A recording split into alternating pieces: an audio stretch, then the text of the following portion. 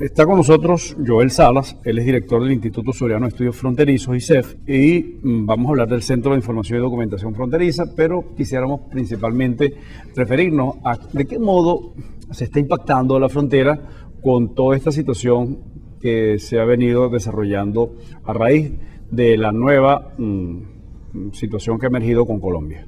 Bienvenido. Sí, bueno, gracias, Guido, y buen provecho al Zulia.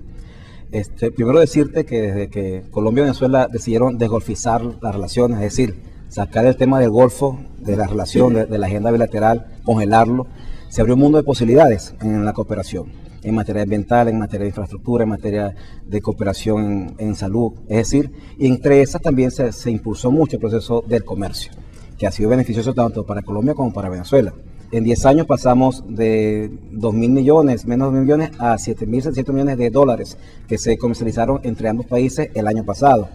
Es decir, una balanza comercial que ha ido creciendo, pero también ha ido creciendo la oferta exportable. Cada vez tenemos más productos que se exportan tanto de Colombia hacia Venezuela, de Venezuela hacia Colombia, con mucha disminución en el caso venezolano, que ya vamos a ver por qué, pero que ha generado empleo. Estamos hablando de la generación de 500.000 empleos entre ambos países, la generación de 300 empresas medianas y grandes, de 200 pequeñas y medianas industrias, empresas para el comercio. Es decir, beneficios, especialmente también para los pueblos de frontera que viven básicamente es del comercio intransfronterizo. La gente de frontera vive del comercio intransfronterizo porque no hay Estado, ahí no hay gobierno, no hay política integral de desarrollo en frontera, por lo tanto, al margen de las actividades ilegítimas, ilegales que se da en frontera, la forma que la gente subsiste es por vía del comercio transfronterizo. Ahora, ¿qué está pasando?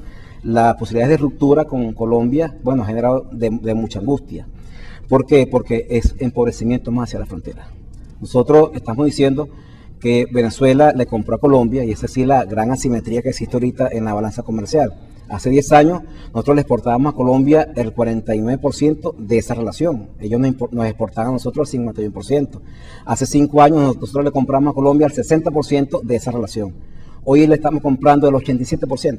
Es decir, Venezuela le exporta de los 7.000 millones de dólares que se comercializaron el año pasado, 6.000 y tanto le compró Venezuela a Colombia.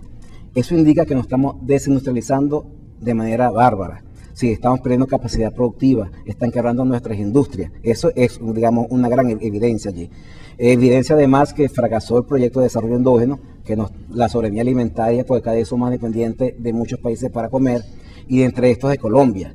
De toda la exportación que hizo Venezuela en alimentos a nivel mundial, el 30% corresponde a Colombia. Es decir, nos estamos alimentando de productos básicamente colombianos, en buena medida de textiles colombianos. Solo en productos cárnicos, Venezuela compró 1.200 millones de dólares el año pasado. Entonces, ese impacto va a ser hacia los venezolanos, en términos del consumo, como consumidores. Pero si tenemos los reales, vamos a ir a comprar, y han dicho los voceros del gobierno que con nuestro dinero vamos a comprar en otros mercados que pueden ofrecernos su producto, por ejemplo, Argentina, Ecuador. Sí, más caro. Sí. Más caro. Recuerda que Colombia... Porque es más caro si son amiguísimos nuestros. Colombia los tenemos cerquitica, el comercio es terrestre, es más económico, tenemos tasas preferenciales, porque nosotros nos salimos de la Comunidad Andina de Naciones en el 2006, pero tenemos 5 años para seguir gozando de las tasas preferenciales. Entonces tenemos además tasas preferenciales que nos permiten tener productos colombianos de buena calidad a menor precio. Argentina está más lejos. Es por barco, es aérea la importación, por lo tanto encarece las cosas, pero además también corremos con riesgo del desabastecimiento. Colombia es un mercado o digamos un ofertante más seguro y lo tenemos cerquitica allí. Eso va a impactar, decía entonces, la ruptura en primer lugar en los venezolanos en el consumo, en el bolsillo de los venezolanos, en la inflación, que cada día es más galopante en el país, pero también en los empleos. En el trabajo, va a haber más desempleados y por supuesto en la gente de frontera, que es lo que me preocupa aún más porque la pobreza ahí es galopante, la situación va a ser más dramática. Por supuesto, esos aspectos no podrían ser resueltos en una discusión de esta naturaleza en este nivel, no está a su alcance ni el mío, pero uno ve con preocupación, por ejemplo, el tema del crecimiento que ha tenido explosivo la zona franca de Barranquilla. Ellos dicen que se están preparando para el ALCA, pero no se están preparando los colombianos. Es que la economía juega a una dinámica que es natural y todos aquellos elementos sujetos de la economía participan de ella en la medida que ven las ventajas para hacerlo. Y entonces me hablaron de 36 empresas venezolanas que se mudaron allá a Barranquilla. Imagínense el enorme impacto. Ustedes que han jugado béisbol, recordemos aquella marca Tamanaco de guantes, de bates, etcétera, ya no es venezolana. Es de venezolanos, pero está en Barranquilla. Y entonces ahora, en lugar de nosotros exportar para Colombia, si fuera el caso, nosotros importamos los guantes que antes fabricábamos en Venezuela. Es una serie de cosas que yo creo que deberían revisarlos los dirigentes sindicales, sobre todo los que están en el gobierno, porque a propósito de que se está discutiendo una nueva ley que disminuye la jornada laboral, que es absolutamente absurdo, por lo menos a simple vista. Una economía con graves problemas, un país en estado de atraso como el que tiene Venezuela, lo que se necesita es trabajar más, ser más eficiente. No vamos a fabricar más empleo, obligar a las empresas a que en lugar de tener 2 turnos tengan 3 turnos, o en lugar de tener un turno tengan 2 turnos, porque definitivamente eso va a tener un impacto en el costo de los bienes y servicios que se producen. O sea, es una situación realmente complicada. ¿Cómo hacer para atender el tema fronterizo? Me decía Nemesio Montiel, el viejo Nemesio Montiel que murió, con su sabiduría natural allá en La Guajira con motivo de una entrevista, señalaba hacia la Alta Guajira, las montañas, y decía, allá están aquellos indios botados, nadie los quiere, reciben apoyo de los narcotraficantes y de los guerrilleros. Entonces, ¿a quién van a querer? La pregunta que a quién van a querer, por supuesto, a quién los ayuda. Ese es el problema, porque ahí hay un abandono, decía, la frontera está huérfana.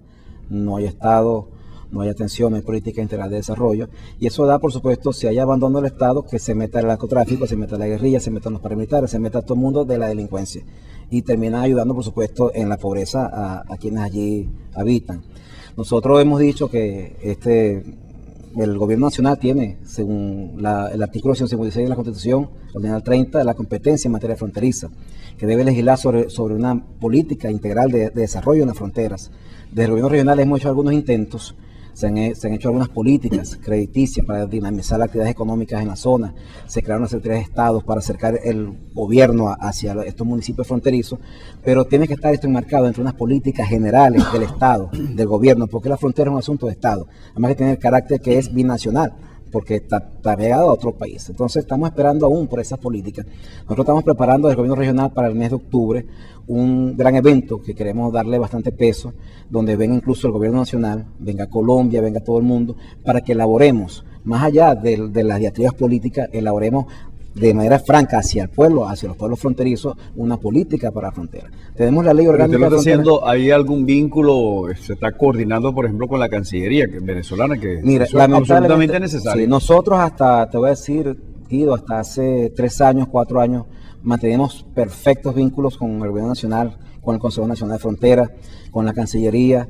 Yo fui miembro de la Comisión Presidencial de Asuntos e Integración de la COPIAF, que es una instancia nacional. Pero todo eso se ha ido acabando por las diferencias políticas, por las diferencias ideológicas, cosa que es lamentable, porque el gobierno es uno solo, y el Estado venezolano debe participar en sus 3 niveles, sobre todo cuando hay que atender los fronterizos. Y el llamado siempre lo vamos a seguir haciendo, la necesidad de establecer los vínculos, de restablecerlos.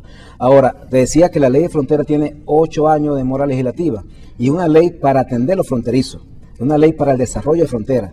Incluso establece asignaciones económicas especiales para que los pueblos de frontera tengan recursos adicionales a la... ¿Se han reunido con parlamentarios como, por ejemplo, Noelí Pocaterra, Arcadio Montiel? Con Arcadio me reuní hace 2 semanas a propósito de esta inquietud, a propósito de la ley.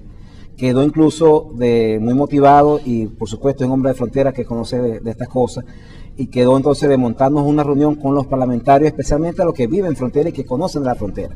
Esperamos se dé en los próximos días, porque la idea es hacer un esfuerzo y el llamado incluso al presidente de la República y llamado al presidente Uribe, primero a dejar el tono agresivo, altisonante en las relaciones, a no afectar lo que es el comercio privado que afecta al ciudadano por las diferencias geopolíticas que pueden tener, intereses geopolíticos, intereses ideológicos, y que por supuesto los gobiernos están allí para gobernar a favor del pueblo y generar bienestar. Creemos que esta ruptura no es posible. Yo manifiesto y siempre digo que Colombia y Venezuela son dos países, es un matrimonio sin posibilidades de divorcio, y que lo que nos toca es buscar las posibilidades de convivir de la mejor manera, y lo venimos haciendo. Lo veníamos haciendo, pero ya hemos tenido 3 crisis recurrentes del 2005 para acá que afecta cada día más nuestras posibilidades de integración.